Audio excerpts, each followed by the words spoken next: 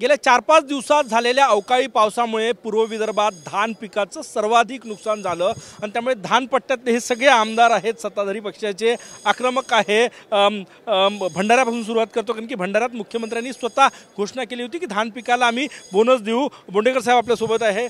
Sir काय सांगणार, तुमच्या इथेच घोषणा केली होती परंतु आता पिकाचं मोठं नुकसान झालं आहे।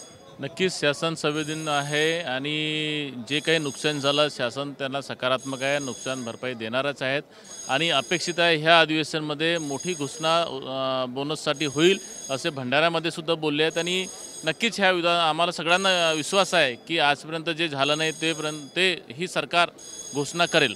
गेल्या 3-4 दिवसात जो पाऊस झाला, तुम्ही जाऊन आले बांधावर, अतोनात नुकसान आहे धानाचं, कापणीला आलेलं धान गेला, त्यालाही मदत मिळणं गरजेचं नाही। नक्कीच 100% नुकसान झालेलं आहे।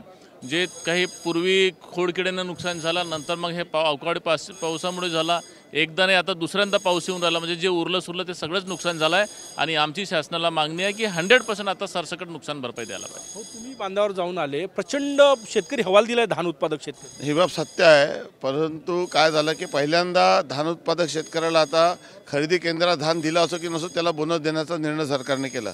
आम्ही आता सरकारला विनंती केली आहे की ई पीक पेरामध्ये जर त्याचं धान असेल तर त्याला बोनस द्या। खरेदी केंद्रात त्यांनी नाव नोंदवलं असेल की नसेल, कारण की बोनस शेतकऱ्याला आहे, खरेदी केंद्रात दिला असो की नसो।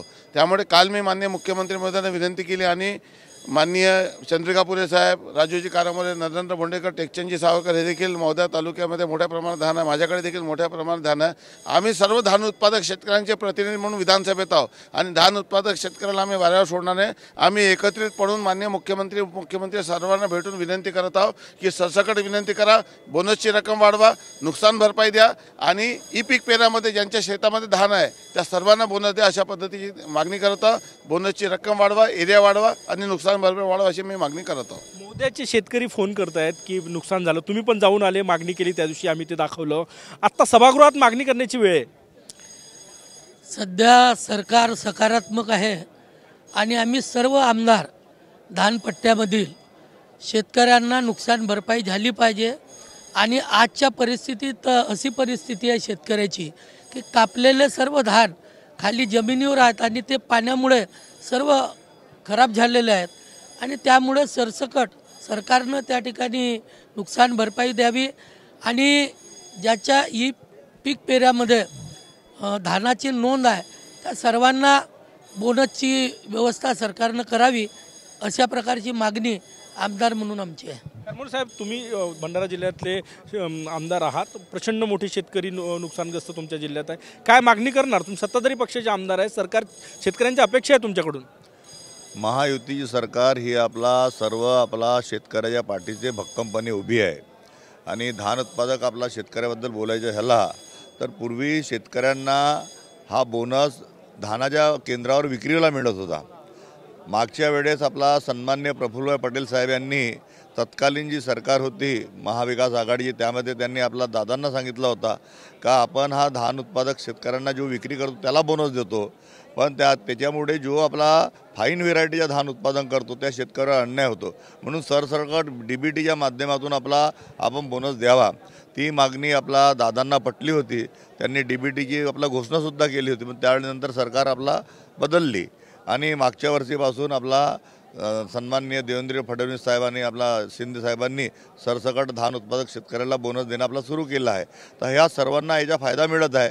आता अवकाळी पाऊस 2दा आलेला आहे, त्याच्यामुळे शेतकऱ्याच्या खूप मोठं नुकसान झालं आहे। खुबी रचलेल्या धानाचं नुकसान झाला, कडपा पडलेल्या धानाचं नुकसान झाला। तर आम्ही कलेक्टरला सांगला का ज्या शेतामध्ये फणं दिसतात म्हणजे धानाचे फणं त्या सर्व शेतकऱ्यांना तुम्ही सरसकट मदत करा, त्याचे पंचनामे करा। सर, तुम्ही सभागृहात मुद्दा लावून धरायचा आहे, हा शेतकऱ्यांची अपेक्षा आहे।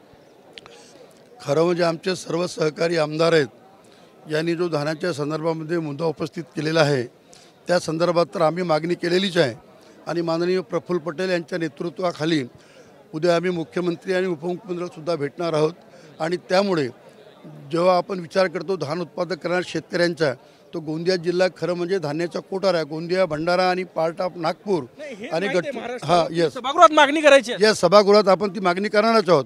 बोनसच्या संदर्भामध्ये मागच्या सरकारने जी बोनस दिलं होतं त्यापेक्षा आम्ही वाढीव मागणी करणार आहोत आणि त्यानंतर आता इतकं प्रचंड शेतीचं नुकसान झालं, उभं पीक ओलं झालं आणि त्यामुळे त्याचीसुद्धा भरपाई शासनाने करावी याकरता सुद्धा आम्ही मागणी करणार आहोत. तुम्ही मुख्यमंत्र्यांची भेट घेणार आहे म्हणतात. नक्कीच मुख्यमंत्री उपमुख्यमंत्री सगळ्यांचीच भेट घेणार आहे आणि भंडाऱ्यामध्ये मुख्यमंत्री साहेबांनीच घोषणा केलेली आहे. सगळ्या जे मागण्या आहेत ह्या अधिवेशनमध्ये आम्ही मागणी करणार आहोत आणि त्या मागणी मान्य होईल अशी समस्त जनतेकडून अपेक्षा आहे. अशी तुम्ही मुख्यमंत्र्यांना भेटायला मी कालच चर्चा माझी झालेली आहे. आता मी एकत्रितपणे सभागृहामध्ये आणि माननीय मुख्यमंत्री आणि दोन्ही उपमुख्यमंत्र्यांना भेटून हे शेतकऱ्यांच्या व्यथा त्यांचे दुःख मांडणार आहोत आणि त्यांना न्याय मिळवून देणार आहोत. अधिवेशन नागपुरात होत आहे. पूर्व विदर्भातलं प्रमुख पीक धान पीक आणि धान पीक शेतकरी जे आहे ते संकटात आहे. त्यामुळे धानपट्ट्यातले आमदार जे आहे ते आक्रमक आहे. सभागृहात मुद्दा उपस्थित करणार असं ते म्हणतात. कॅमेरामॅन सचिन सयामसह गजानन उमाटे, TV9 मराठी, नागपूर.